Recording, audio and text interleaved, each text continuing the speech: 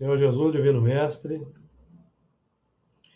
agradecemos pela oportunidade que se abre para nós novamente, de podermos nos valer da tecnologia que o Senhor disponibiliza para nós na Terra, para facilitar o nosso progresso, para a realização do bem, do amor, das boas obras, por meio das redes sociais. Possamos nós operar segundo os bons sentimentos nos inspiram, o plano das virtudes, das boas ideias, daquele conteúdo edificante codificado por Allan Kardec,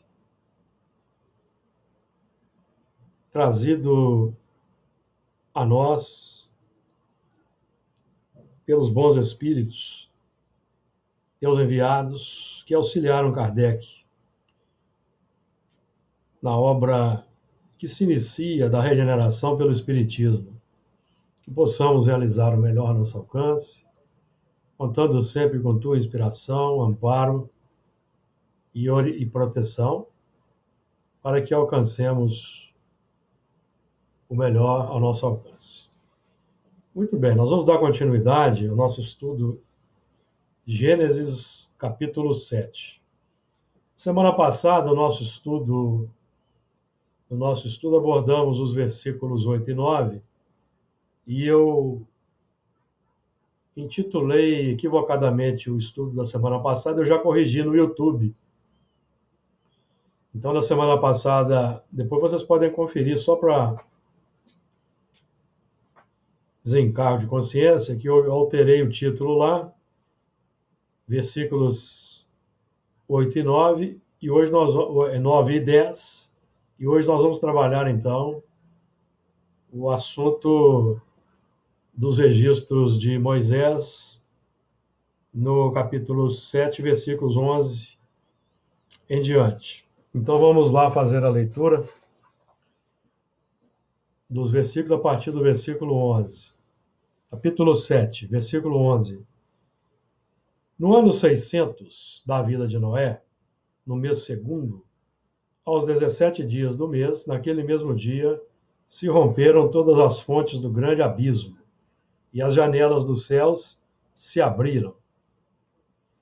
E houve chuva sobre a terra 40 dias e 40 noites. E no mesmo dia entrou Noé, e Sem, e Cão, e Jafé, os filhos de Noé, como também a mulher de Noé, e as 3 mulheres de seus filhos, com ele na arca. Eles e todo o animal conforme a sua espécie, e todo o gado conforme a sua espécie, e todo o réptil que se roja sobre a terra conforme a sua espécie, e toda ave conforme a sua espécie, todo pássaro de toda a qualidade, e de toda a carne em que havia espírito de vida, entraram de 2 em 2 para Noé na arca. E os que entraram, macho e fêmea, de toda a carne, entraram como Deus lhe tinha ordenado, e o Senhor o fechou por fora. Então, versículo 11, que é o objeto aqui do nosso trabalho, do nosso estudo. No ano 600 da vida de Noé, no mês segundo, aos 17 dias do mês, naquele mesmo dia se romperam todas as fontes do grande abismo, e as janelas do céu se abriram. Como nós temos aqui trabalhado, nós estudamos o versículo de forma segmentada, de acordo com o sistema miudinho de interpretação, que foi aqui em Belo Horizonte desenvolvido pelos companheiros do Grupo Espírita Emmanuel. E esses registros aqui de Gênesis são do trabalho do nosso amigo Honório Onofre de Abreu, realizado aos sábados. Conteúdo, então, riquíssimo, que nós estamos aqui nos aproveitando dele. Então, no ano 600 da vida de Noé, Nós já temos aprendido que o 6 define aquele movimento de aferição na escala setenária da evolução. Então, o que era 600 no ano de Noé, hoje representa para nós 6.000, em que o zero aí, nós vamos compreendendo como os zeros vão definindo uma linha de experiências mais abrangentes. É um símbolo que vai estabelecendo para nós a progressividade da linha de evolução. Então, 600 para 6.000, nós vamos vendo aí um aumento que simboliza o crescimento em termos de evolução, tanto intelectual quanto moral. 600, que é no campo no campo da escala setenária da evolução, o tempo da aferição, o tempo em que as dificuldades se acentuam, para que nós, então, confirmemos a linha filosófica intelectiva que, no nosso caso espírita, que adotamos, fazendo uso do nosso livre arbítrio.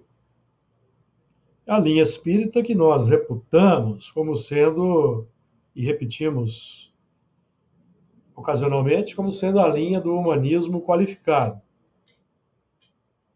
porque representa o acréscimo à nobre filosofia humanista da realidade espiritual com a qual nós já convivemos. Particularmente nós que militamos aí no campo dos trabalhos mediúnicos, temos tido experiências extraordinárias e o Divino Mestre Jesus proporciona para nós na pauta da misericórdia. Então, o 6 define, então, o momento do desafio, em que nós estamos com a consciência bem desperta para as imperfeições, as paixões, os defeitos, as complexidades da linha filosófica, e para que nós possamos estabelecer afirmativamente o advento no plano interno do Consolador Prometido. Consolador Prometido que simboliza o saneamento de dentro para fora dos dramas, dos desafios, pela aplicação prática da filosofia espírita, cujo plano de aplicação está definido para nós na assertiva de Kardec: fora da caridade não há salvação. E define todo um campo operacional, em que a caridade não significa apenas o campo do atendimento imediato ao carente, no mundo extremamente ainda complexo de expiações e provas como o nosso, particularmente o Brasil, mas também a caridade individual que cada um de nós pratica no plano interno, que é a vivência das virtudes, que é o aproveitamento. A caridade individual é o nosso aproveitamento do plano didático dinâmico da caridade exterior. O que eu quero dizer com isso? É que, ao praticar a caridade exterior, em que nós estamos ajudando os carentes, nós devemos agregar qualidade intrínseca a essa ação. O que eu quero dizer com isso?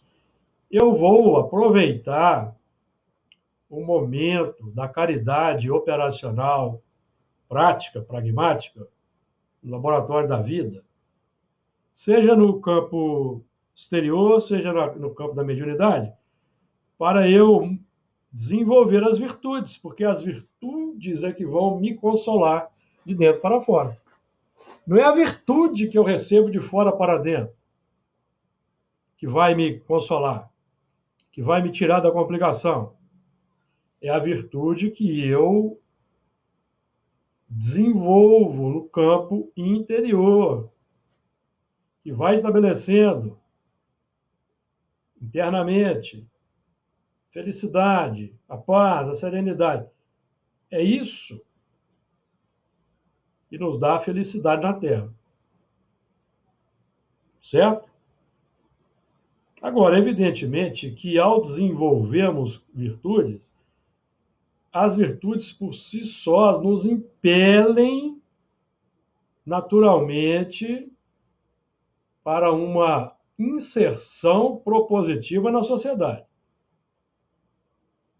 Porque se nós não nos inserirmos propositivamente, ajudando no campo social de alguma maneira, não existe virtude no nosso coração. Nós estamos apenas nos mantendo no terreno intelectual. Apenas. O que vai atestar o grau de aproveitamento e evolução interior é a virtude que está sendo desenvolvida no trabalho. E lembrando que há virtude sempre que resistimos aos maus pendores. Certo, amigos? Isso é importante. A caridade exterior, o movimento de caridade exterior, proporciona para nós amigos, simpatias, que vão nos ajudar no mundo espiritual.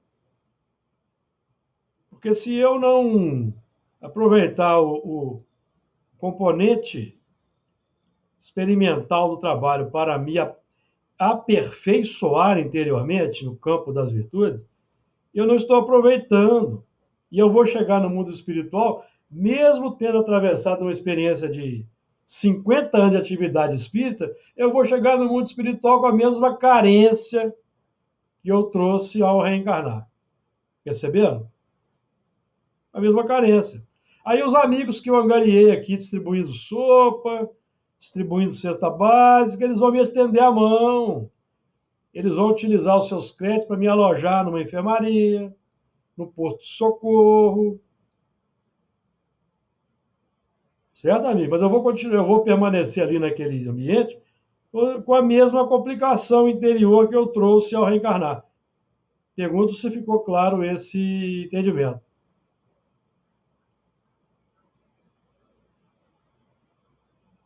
Porque a questão não é a quantidade do que vamos fazer, mas é a qualidade. Porque muitas vezes a aplicação de forma quantitativa a um trabalho caritativo pode significar uma fuga de um outro ambiente. O elemento se atira a uma atividade, por exemplo, no grupamento espírita de forma incansável no cotidiano, às vezes está fugindo dos problemas em outros ambientes. Porque nós precisamos praticar a doutrina espírita, preferencialmente, no ambiente social, no lar, na via pública, no prédio que eu moro, junto ao porteiro, junto ao faxineiro, no ônibus, assistindo televisão, aproveitar aqueles elementos complicados para exercitarmos a compaixão, a piedade. Comentários, amigos? É isso que proporciona o descanso. O descanso, porque eu não vou precisar voltar em novas experiências terrenas no campo da expiação ou da prova, amigos. Vou partir para uma atividade iluminada em amplo crescimento. não mais na pauta dos 600 ou dos 6.000, mas agora dos 700, dos 7.000, dos 777. Então, vou falando aqui, se alguém quiser falar, é só abrir o som, tá?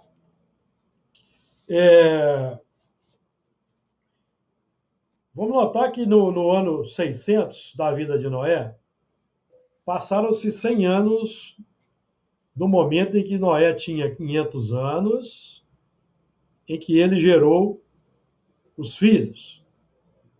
Está aí no segundo tópico aí do tema. Ó. Noé tinha 500 anos quando gerou os filhos, depois de 100 anos, portanto. 600 define período do sexto dia, que é a linha que vai levar a criatura para o cumprimento da etapa. Nós já falamos aqui. Então, essa geração, a geração dos filhos, tá? Gerou os filhos. Aqui é uma metáfora, porque os filhos já são gerados. Eles já estão gerados na nossa intimidade. Os aspectos do subconsciente, que é o plano dos impulsos automáticos, que emergem como reflexos. É o automatismo, do automatismo instintivo que nós trazemos. Subconsciente. O consciente é onde nós trabalhamos o que emerge do subconsciente com os valores que descem do superconsciente, que é a linha filosófica que nós já adotamos, que clareia a mente, mas que nós ainda estamos tentando praticar. Então, aflora. O que eu estou dizendo? Estou dizendo o seguinte: nós estamos trabalhando aqui com o campo da consciência desperta.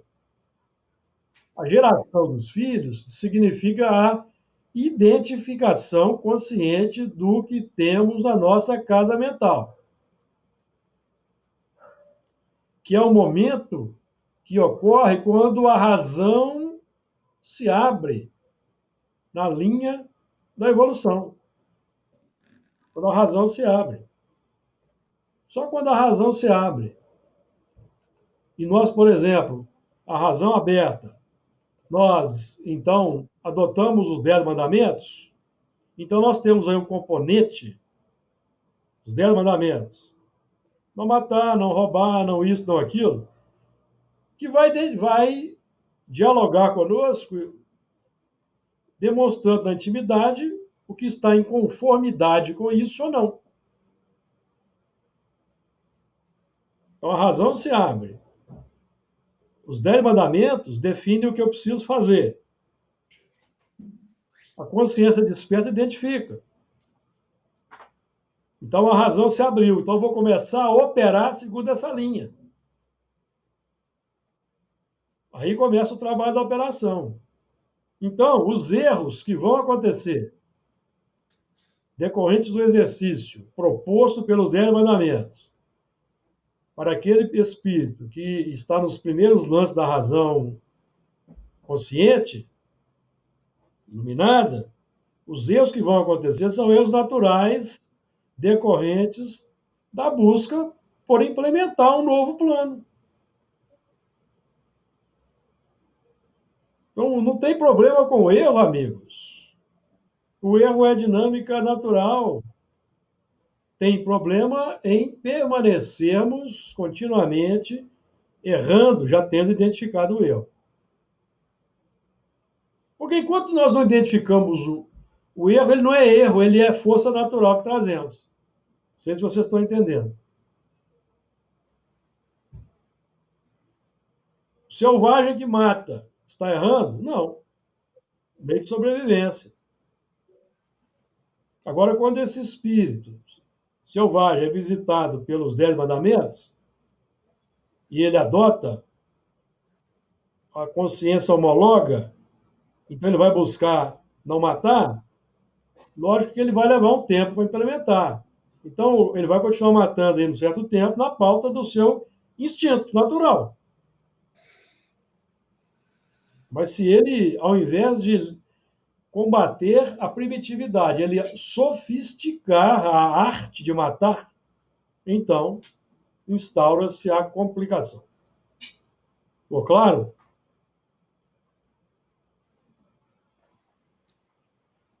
Ficou claro, amigos? Então, trabalhar a evolução não é fácil. As pessoas acham que vão entrar no centro espírita, ler o livro dos espíritos, já vai sair transformado daquela casa espírita.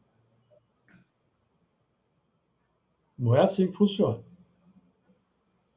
Lamentavelmente, gostaria que fosse assim, mas não é.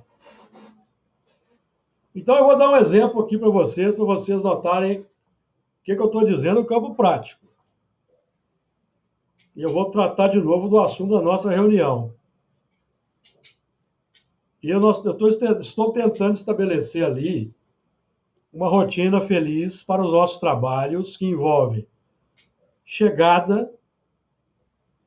chegada dos companheiros para o trabalho, a compenetração de que o trabalho começa às 19h40. Então, às 19h40, temos que estar sentados àquela mesa, em silêncio, já fazendo a prece. Certo? Mas na prática, o que acontece? Na prática, os elementos ainda ficam ali fora, conversando. Já começou o estudo e estão conversando lá fora. Por quê? Por causa do automatismo condicionante dos hábitos arraigados.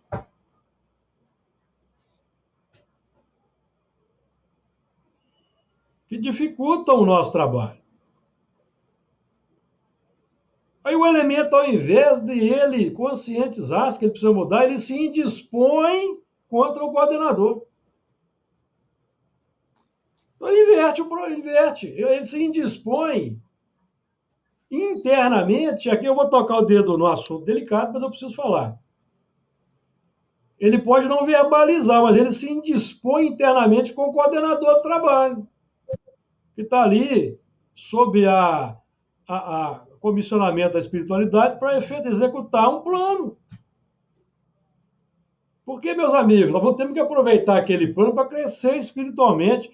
O crescer espiritualmente ali não é crescer em conhecimento, não. É internamente pela adoção da parte da didática operacional, desenvolvendo a virtude que aquele momento propõe. Então, qual é a virtude que aquele momento propõe? Determinação, paciência, concordância, obediência, aceitação do dispositivo, e vamos nos engajar numa dinâmica, porque se eu passar a minha vida lutando contra esse plano interno, tendo dificuldade para adotar com clareza e tranquilidade um movimento de assiduidade ali, eu vou chegar no mundo espiritual e vou fazer a mesma coisa. Não acha que nós vamos chegar no mundo espiritual e vamos mudar da água para o vinho se nós não praticamos aqui na Terra. Lá no mundo espiritual eu não vou concordar com a disciplina dos mentores, eu não vou concordar com o plano de trabalho, que eu vou achar que é muito rigoroso, que tem um excesso, e vai por aí afora. Então, amigos, aquele nosso trabalho da desobsessão ali é como se fosse no ano 6000, num determinado ponto para nós, transição, ferição. Vamos aproveitar.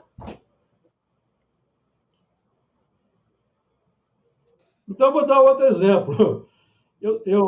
Nós iniciamos lá o trabalho, e eu fui lá fora e pedi para o pessoal entrar. Ô, Júlio, ficou sem som. Aí uma falou comigo assim: Oi?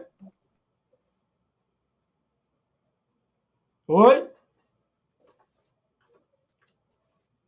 Diga.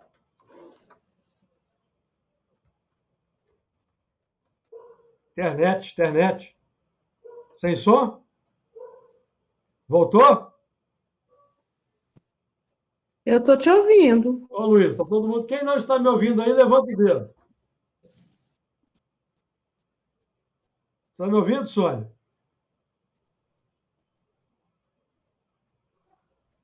Ah, ó, é problema então aí é da internet que está chegando aí, tá?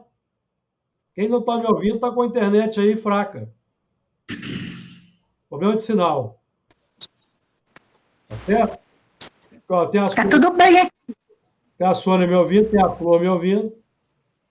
Luiz, O Luiz não está ouvindo o Fernando. Está ouvindo, Fernando? Eu estou ouvindo. Então é você, Luiz. Mexe aí. Então, meus amigos, então eu vou dar um exemplo aqui. Eu fui lá fora, a pessoa estava conversando, eu pedi para a pessoa entrar. Ela falou assim: não, eu vou entrar, eu vou entrar 19h40. Eu falei: não, 19h40 você tem que estar na mesa sentado, porque nós vamos estar fazendo a prece 19h40. Eu vou sair porque eu não estou ouvindo nada. Vou entrar de novo. 19h40 é para estarmos sentados à mesa, não é para entrar. Desculpe aí, amigos, mas é que eu estou dando esse exemplo? É porque eu estou tendo dificuldade.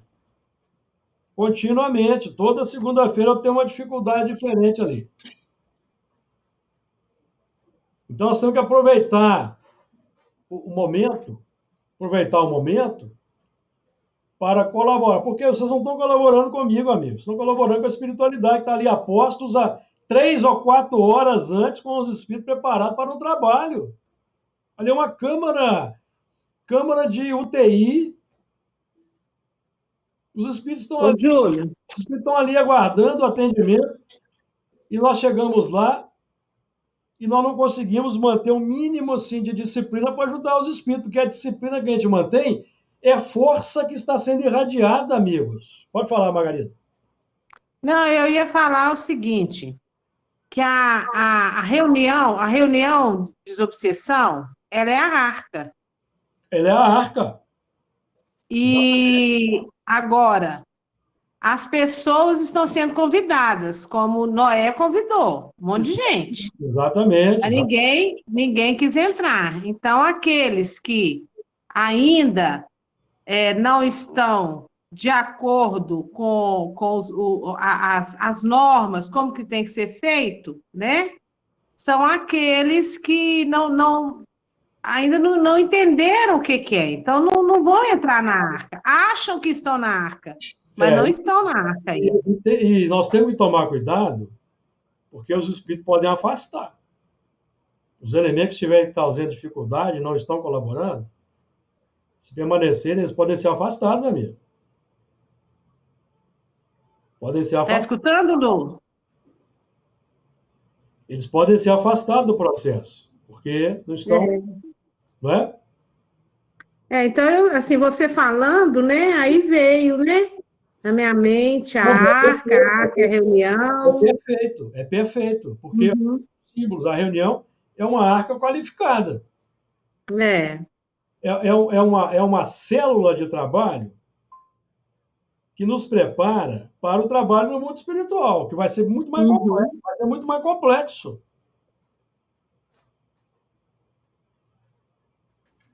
E que se alguém acha que no mundo espiritual os espíritos não têm rigor, eu aconselho ler de novo o Nosso Lar, os Mensageiros, o Bem da Vida Eterna, para vocês verem lá o rigor dos mentores. A organização é perfeita. Perfeita. A organização é perfeita. O rigor também é acentuado. Muito acentuado. Nós estamos aqui num plano de treinamento, amigos, para nos qualificar. Então, o dilúvio que nos visita hoje é em termos milenares, porque no tempo de Noé, que representou ali o ano 4000, o ano 600 da vida de Noé. O ano 600 da vida de Noé, que representa que o grupo terreno, tanto os exilados quanto os que estavam aqui evoluindo,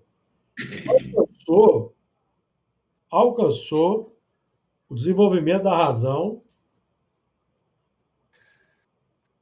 pronta, preparada para o trabalho iluminativo que vai se iniciar com Abraão, com Jacó, com Moisés, culminando em Jesus. Aí que se inicia. que no calendário terreno, foi o ano 4000 antes de Cristo. Questão 551 do Livro dos Espíritos. Em que época viveu Adão? Os Espíritos respondem. Mais ou menos na época que ele ia assinalar, isso, 4000 antes de Cristo. Adão não é um indivíduo. Não é um indivíduo. Todo um grupamento exilado de Capela. E os dois filhos de Abraão, por exemplo, simbolizam a miscigenação dos exilados com os que estavam na terra. Ismael e Isaac. Miscigenação dos exilados com os espíritos que vinham evoluindo na terra. E depois uma reciclagem em Esaú e Jacó, mesma coisa. Então, definido que o grupo que veio de fora, transmigrado, alcançou o momento propício para a reciclagem e trouxe junto para esse momento os terrenos que então se capacitaram para receber a revelação da lei divina, das diretrizes de segurança para a condução dos instintos primários, as forças naturais da evolução, que são embriões dos sentimentos. De acordo? Então, amigos, os acontecimentos exteriores, familiares, de trabalho, na casa espírita, representam um laboratório para aproveitarmos e estabelecermos uma nova dinâmica interior estruturada segundo o dispositivo espírita, que é, agora, a diretriz para o conteúdo da arca. E o conteúdo para direcionar o nosso arcabouço da casa mental não é mais os 10 mandamentos, já foi superado. Agora é amai-vos e instruí-vos, a doutrina espírita. Aproveitando os recursos didáticos operacionais na nossa célula de trabalho, que a Margarida foi muito feliz quando associou a arca, os dispositivos ali operacionais que são assiduidade, pontualidade, disciplina, comprometimento. E nós vamos levar para todas as áreas da sociedade. Então, é como se a reunião espírita fosse, vamos colocar assim, tá? A casa espírita é o templo exterior, templo espírita. E a reunião mediúnica de desobsessão, para nós, representa o santo dos santos, a parte mais pura do templo. Não tinha isso no templo de Jerusalém, santo dos santos? E a arca não ficava ali atrás do véu? Não tinha uma cortina? Então é o símbolo da própria mediunidade. O véu que vai se abrindo. Olha que símbolo interessante. E nós estamos sendo extraordinariamente beneficiados pela misericórdia que tem nos proporcionado conhecer o filho, o primogênito, que está no subconsciente. Quem é o primogênito? É aquele elemento que foi o babilônio, foi o romano, foi o espartano, foi o persa. Representa o subconsciente. Nós estamos hoje tomando consciência dele para trabalhar com o substrato positivo. Porque todos esses personagens que nós fomos no passado, os mais complexos que eles foram, amigos, eles deixaram substratos positivos. Por exemplo, os romanos, qual o substrato positivo que os militares romanos adquiriram? Disciplina, determinação, coragem, ordem, hierarquia, obediência aos comandos superiores, que são transitórios. Vejam, substratos positivos, que hoje nós vamos aplicar segundo uma nova mentalidade, a mentalidade espírita cristã. De acordo? Agora, a dificuldade é que o 6 tem sempre uma linha magnética implícita nele. O que isso significa? Os desejos antigos. Os desejos antigos, a rotina antiga, que não nos deixa entrar naquela arca.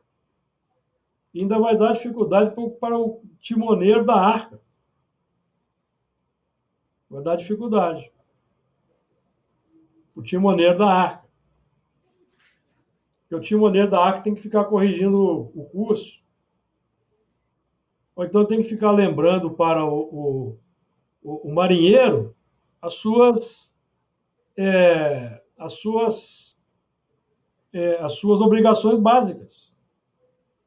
Já não deveria ser necessário mais. Para que o comandante possa concentrar na rota, no rumo, no objetivo. Perceberam? Então, amigos, nós estamos dentro da casa espírita, não é para causar confusão e desordem na casa espírita, não. Porque, vejam bem, nós aprendemos aqui que aqueles que causam confusão e desordem no plano da sociedade, eles vão ser transmigrados da arca terra para uma outra arca primitiva. Nós estamos na casa espírita, é uma arca. Nós atravessamos aí todo um trabalho de preparação para chegar naquela arca qualificada que é a reunião mediúnica. Mas os elementos que ficam causando confusão e desordem, eles podem ser transmigrados daquela arca. Da mesma forma como os terrenos. Os espíritos vão dar um jeito de tirar. Não se assustem com o que eu estou dizendo, não. Não se assustem, não. Os espíritos podem nos retirar, nos retirar, individualmente, em função de uma não adequação, de um não aproveitamento didático daquele ambiente para a realização de grandes coisas. Não é isso que aprendemos estudando a questão 132, o Livro dos Espíritos? Qual é o objetivo da encarnação? Para uns é expiação, para outros missão, mas tem também um outro propósito, nos colocar em condições de cumprir a parte que nos toca na obra da criação. Criação de um novo mundo, novo campo mental. Perfeito? Comentários aí, Luiz?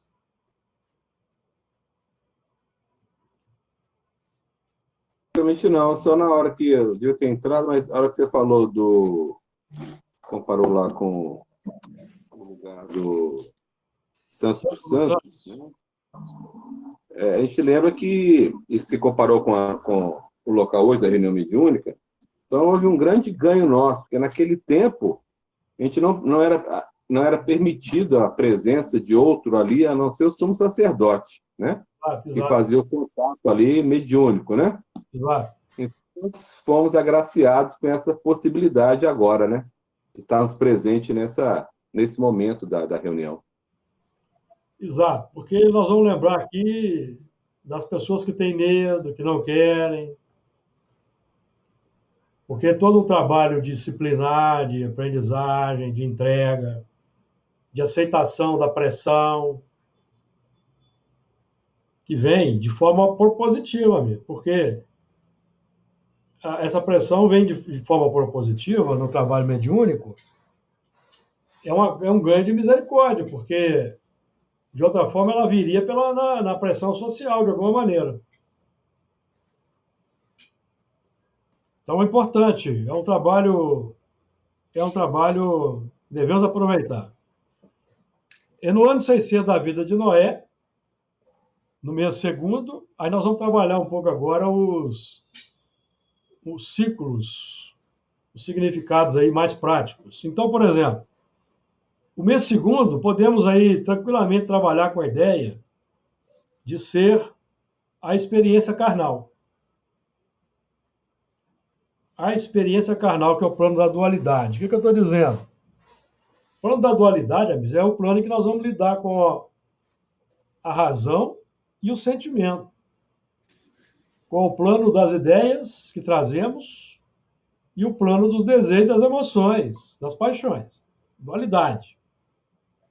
É o casal primordial, macho e fêmea, que gera o mundo interno. O que é que gera o mundo interno? Filosofia de vida, o propósito, o conceito que eu aplico na vida prática com o corpo matriz, gerador da concretização, que é o corpo emocional, vamos colocar assim. Meu propósito é ganhar dinheiro, então eu vou empregar meus desejos, meus sentimentos para ganhar dinheiro. Aí eu vou acionar ambição, eu vou acionar a vaidade, eu vou acionar o egoísmo e o orgulho para ganhar dinheiro. Ou não é assim que acontece na vida prática? Não é? Então, o que eu estou fazendo? Desenvolvendo as paixões, alimentando as imperfeições. Agora, se eu busco, em primeiro plano, o reino de Deus, a sua justiça,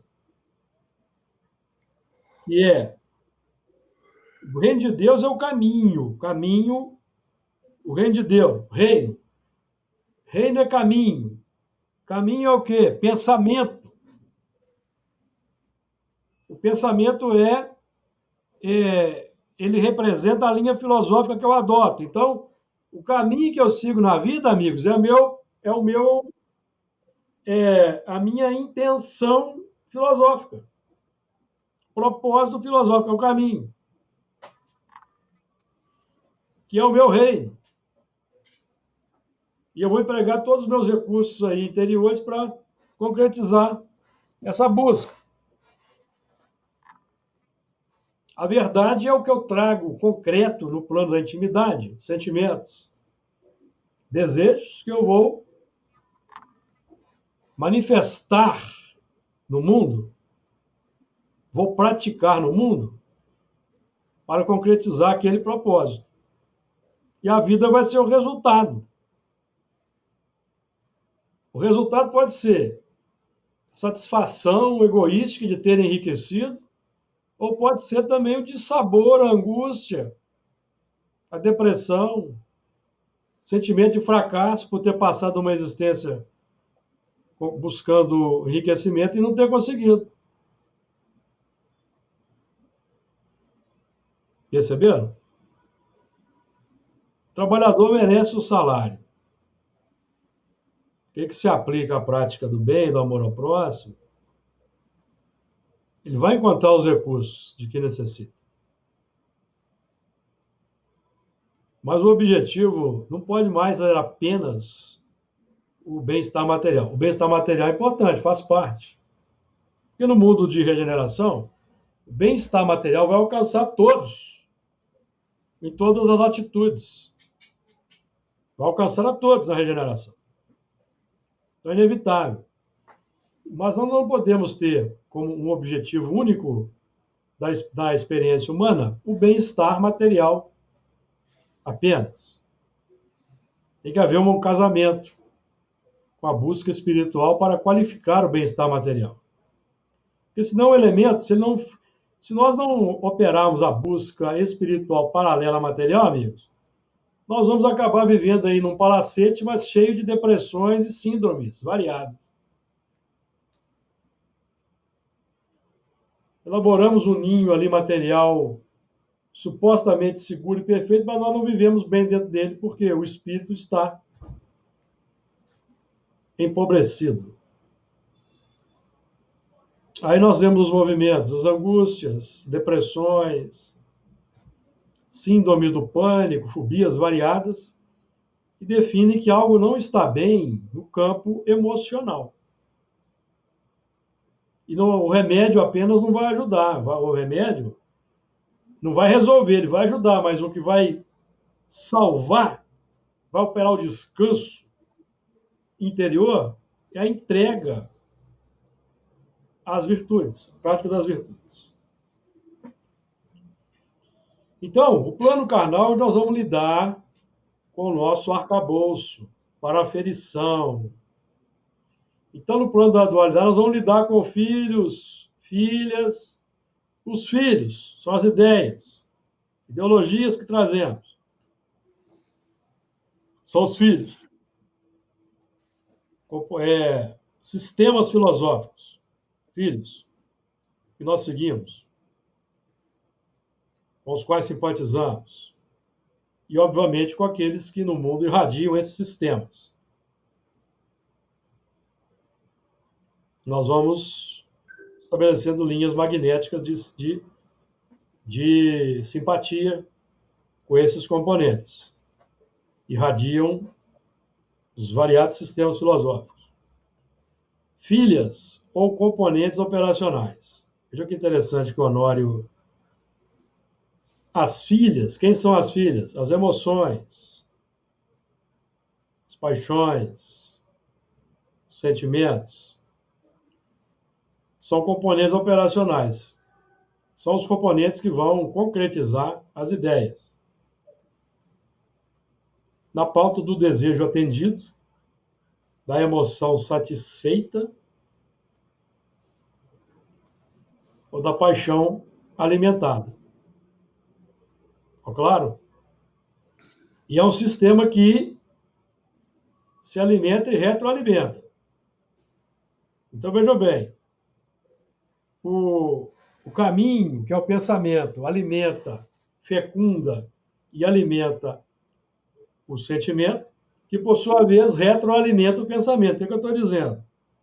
Estou trazendo de volta para a nossa conversa aquela afirmação do Evangelho segundo o Espiritismo. Dado o capítulo 8, item 7. Todo pensamento mau resulta de uma imperfeição. Então, se o meu propósito é complexo, eu vou alimentar as paixões para satisfazer esse propósito, que, por sua vez, vão sofisticar a linha de pensamento. Ficou claro? E eu vou, obviamente, estabelecer sintonia e afinidade com todos aqueles que pensam da mesma forma, encarnados e desencarnados. E vou, então, fortalecer a influência oculta dos espíritos na minha vida, de acordo com aquela linha de pensamento. Ficou claro?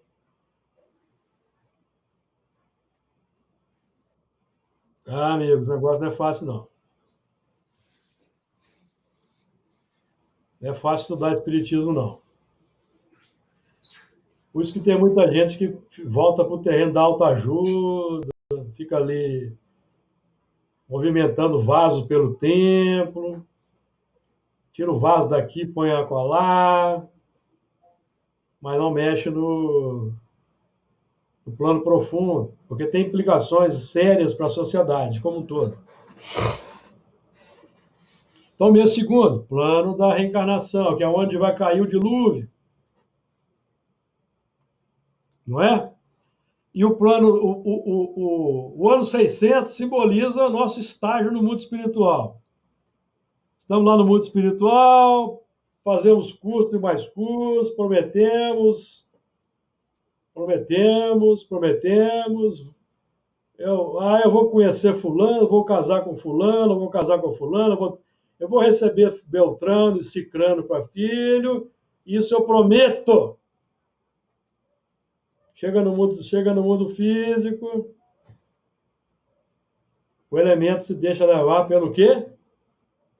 Pelas emoções, características dos sentidos, e atrai para si outras experiências que não aquelas programadas. Porque não existe acaso, não, amigos.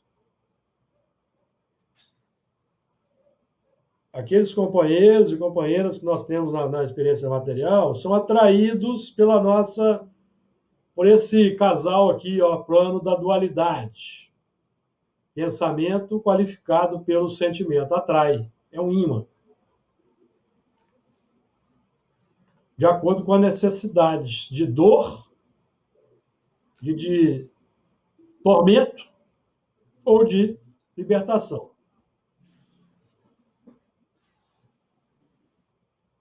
Ficou claro? Então é aqui que a água despenca. Essa água que despenca é a água lá do plano de subconsciente, emocional, que emerge, que evapora, forma nuvem e cai sobre nós, amigos. Não é praga que vem de fora para dentro, não. É decorrência do movimento de dentro para fora. Para saneamento. Não foi isso que Jesus disse? Nada há oculto que não haja de ser revelado? Então, o mundo hoje, século XXI, o homem indo para a Lua, para as estrelas, mas nós temos aí elementos que ainda duvidam que a Terra é redonda, pregam que a Terra é plana, que o homem não foi para a Lua, não, isso ali foi a NASA que inventou aquilo no set de filmagem. Vacina tem um chip lá que vai me transformar não sei no quê. Jacaré ou coisa parecida. Nós passamos a vida inteira sendo vacinados. Agora, essa vacina agora ela traz problema. Por quê? Por causa da ideologia, amigos. Então, nós estamos vivendo um tempo, no século XXI, em que nós temos aí elementos que estavam reencarnados na Terra de 100 para 1000 anos atrás, então ainda não conseguiram se libertar da complicação, não acreditam na vacina. Eles brigaram com Oswaldo Cruz lá no início do século passado e continuam brigando hoje. Não conseguiram superar. Certo? Tem um caso aí de um elemento aí que construiu um foguete para provar que a Terra era plana. Ele construiu um foguete para provar que a Terra era plana. Ele entrou dentro do foguete lá nos Estados Unidos. Acionou o foguete, o que aconteceu? O foguete chegou a certa altitude, caiu e ele desencarnou. Encontrou o remédio que ele precisava. Então ele vai descobrir a falácia do ponto de vista dele, dando trabalho para os espíritos do mundo espiritual. Vejam bem a situação. Não é isso? Nós observamos o espaço pelo telescópio e vemos que todos os mundos são redondos, são esféricos, mas a Terra é uma moeda, não é redonda. Vai entender um negócio desse?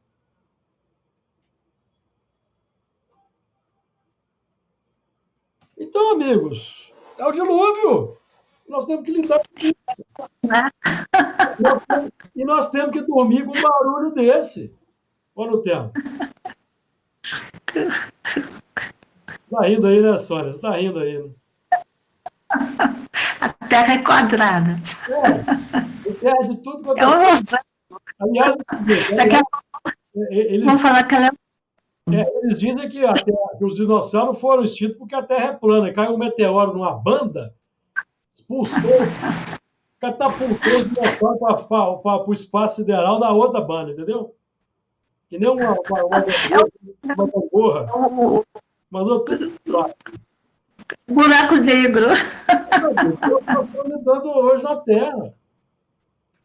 Aí nós vamos ter no próprio espírita, que nós seguimos Kardec, que nos recomendou ficar com a ciência, sempre, nós vamos ter no próprio movimento espírita elementos que não acreditam na vacina. Vai entender um negócio desse.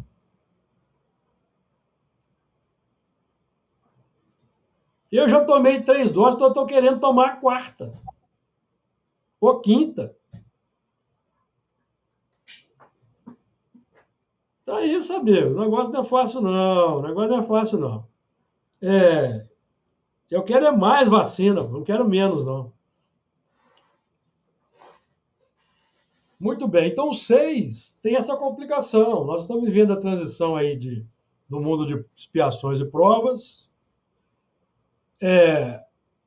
Estamos convivendo com as filosofias e ideologias mais mirabolantes possíveis, as teorias de conspiração as mais complexas, as mais difíceis, que são propaladas até por espíritas mesmo, lamentavelmente.